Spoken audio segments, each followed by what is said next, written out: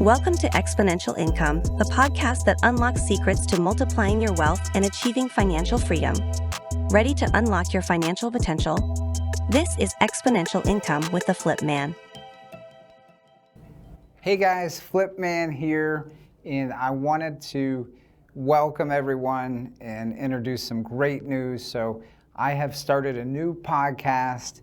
It's called Exponential Income Podcast, and that will keep you up to the changing market conditions. The markets are cyclical, as you guys have heard. So from my experience, I'm going to break that down every week. We're going to talk about the markets and what's happening in the economy, and I'm going to have myself from time to time speaking, and then I'll have guests as we did on Cut the Curve. So welcome everyone to Exponential Income Podcast. Again, I'm Flip Man, Philip Zweig, for you guys who don't know me or maybe have met me or are new to the channel. Been a real estate investor now over 23 years in Arizona. Well, it's the 24th year, I guess. So started way before there was mentors and anything of that nature. My story is I got started because I knew corporate America wasn't for me. So I saw an infomercial actually on Carlton Sheets. So I got that. And then I went to Wade Cook's seminar, got that. And then a mentor at corporate America, ADP, the payroll service, popped in my life. And then my life changed actually in 2004 when I met my mentor, who's now in his late 80s. So that's a little bit about Flip Man and my experience. Over 1,000 flips in Arizona, wholesaled, tons of different creative strategies because, again, the markets change all the time. That's the only constant, guys, is the markets are going to be changing. And we know that right now, right? So what's going on with our real estate market across the country? So we're having, interest rates were high. We had the inflation, a lot of uncertainty with the politics, war, Ukraine. You guys have heard all the stuff going on right now. And it's interesting because back when I lost my first, I lost millions. And I'm sure if you guys were in real estate in the game in 2008, you guys lost a lot of money too. So how do we become recession proof today in 2023? I want to talk to you guys about that because I think that's an important thing to cover, whether you're new in the real estate game or you've been doing it for 15, 10 years. How do you become recession proof so you don't lose everything like I did in 2008? So what happened in 2008? I'm sure you guys have already heard about it. The great financial crisis of 2008.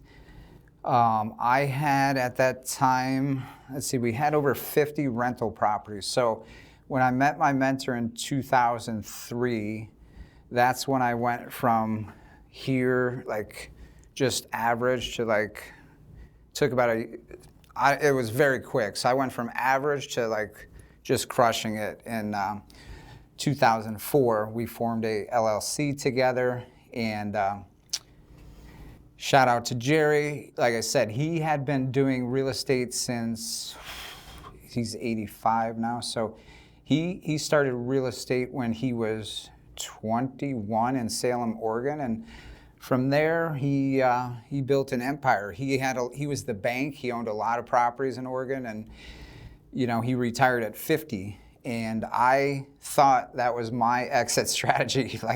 I had enough probably in 2008 that I could have checked out, but how boring would that be? So basically, that financial crisis happened.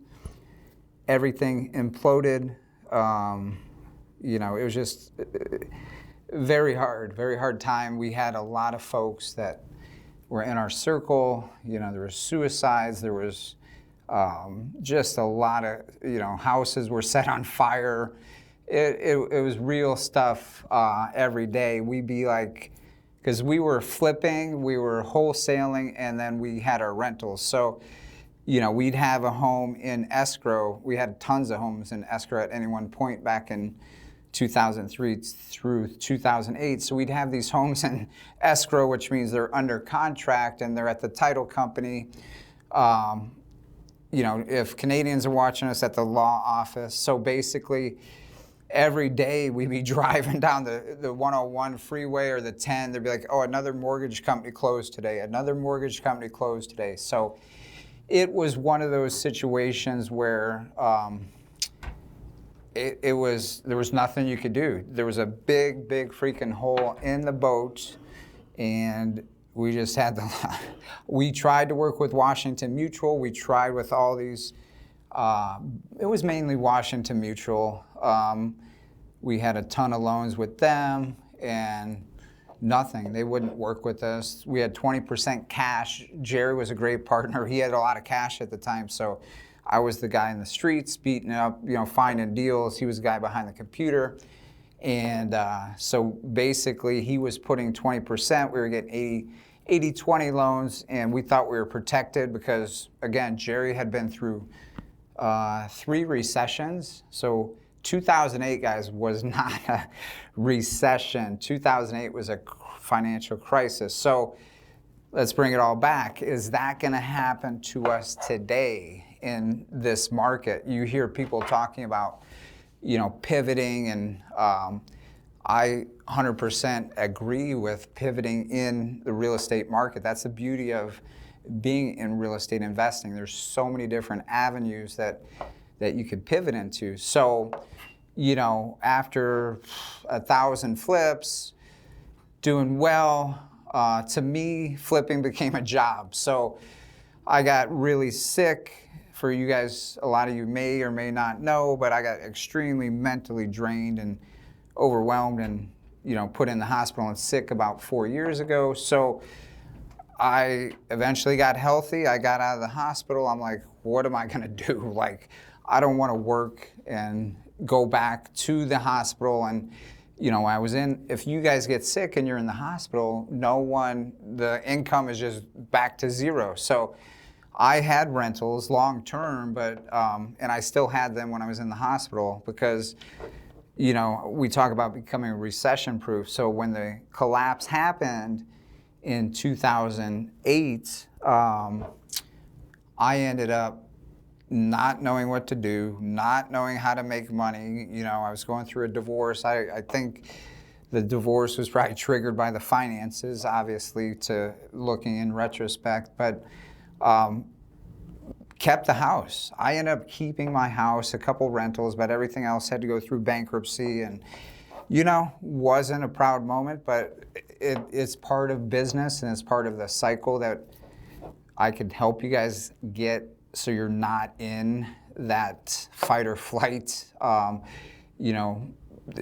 like everything just ended. So basically what I did to survive was 2010, I stayed in real estate. So from 2000, I was just trying to unwind and get rid of all the properties and give them back to the banks. But I ended up going and meeting 2 women from Canada who taught Canadians how to invest in the United States. And so they were teaching across the provinces back in 2009 because they had all the cash, right? So American economy had $0. Or we were negative. Everyone was negative that I was working with. So I didn't have any money to invest. And the Canadians came through with, I don't know, maybe hundreds. I taught a lot of Canadians the streets of Arizona because, again, big cities, guys, are very pocket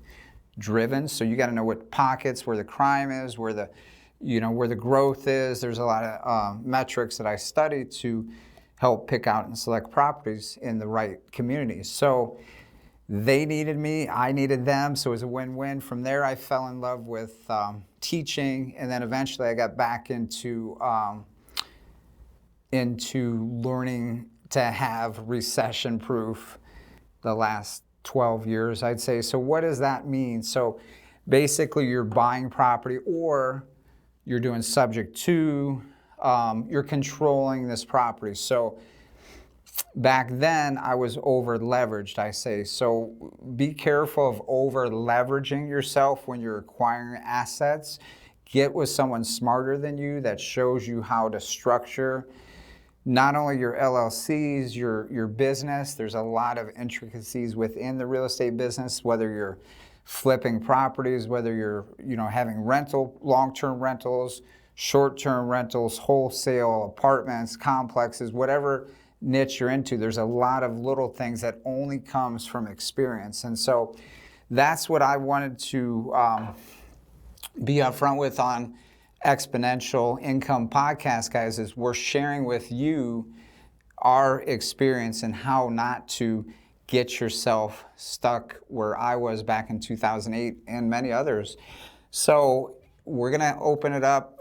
Definitely we'll have questions over time, but hopefully that helps you guys out. And the thing I'm doing currently the last 3 years, bringing it back to the story when I got out of the hospital, I don't want to flip houses. When I was in the hospital or sick, or say something happens in your life and you go away for extended time, 3-4 months, all of a sudden I still had the rentals, but long-term rentals don't work. Like, you have to have a lot of long-term rentals to make any money every month. So say you have 10 rentals and you're cash flowing $300, you're only making $3,000 a month. I don't know who could live off $3,000.